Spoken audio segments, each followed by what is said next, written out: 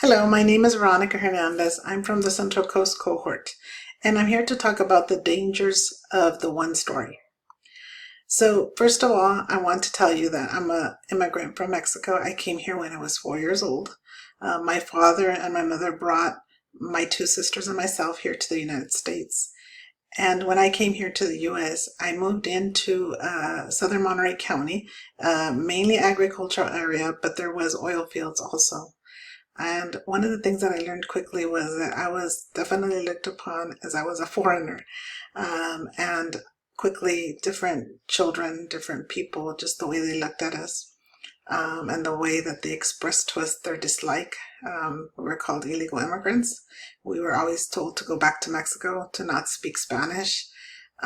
It was a very difficult time when I arrived here in the United States, as there was an influx of immigrants coming to work here in the agricultural fields. The story that they saw was that we were coming here to invade the country, to take over, right? The story that my parents had was one of, we want you all to have a better life, so we're bringing you to the United States so you can get an education. My parents were hardworking agricultural workers. They would work from 4 in the morning to about 6 in the evenings in those days, and no overtime. And so their dream was for their girls, there was 3 of us, to get a better life, to have a better life for our own children one day. And so others didn't see that story. Others saw the story of somebody coming and taking away their jobs, or their livelihood, or maybe the area where we lived. So I quickly realized that my parents had a unique story, whereas my dad really wanted us to get an education, really wanted us to move forward in life. They had very good family values. They valued Spanish, for us to continue to speak Spanish. They valued God. There was a lot of things that my parents held dearly, and they taught us all those things. So we grew up here in the United States hearing lots of things in the media about who Mexicans were, but never would I hear a Mexican talk about who we are really, right?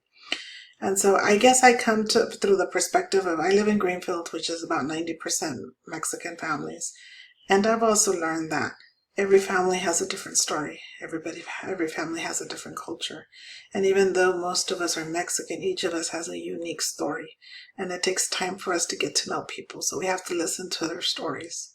So anytime that I get a chance, I talk to the different families, because we have generations of Mexicans that have been here for many years.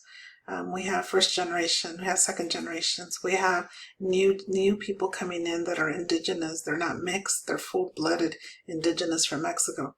Each of them has a different story. So when we talk to them, we get to see their story and why they're here in the United States. Of course, many of them are here for a better life, better resources, right? And they want their children to have the best. So something that I would hear, another story, was that Mexicans don't care about education. Mexicans don't care about their kids getting ahead in life. That is actually not true at all. Most Mexicans want their children to go to college. Most Mexicans want their children to have a better life than they did. So some of those stories, we have to be so careful, right? Because we really have to talk to the individuals. We really have to talk to them and say, hey, tell me a little bit more about why you're here. And then we start hearing the different reasons why. We all have different reasons, because Mexicans are diverse too. Many of them are actually already educated in their country. Many of them don't even speak Spanish. Many Mexicans are bilingual already.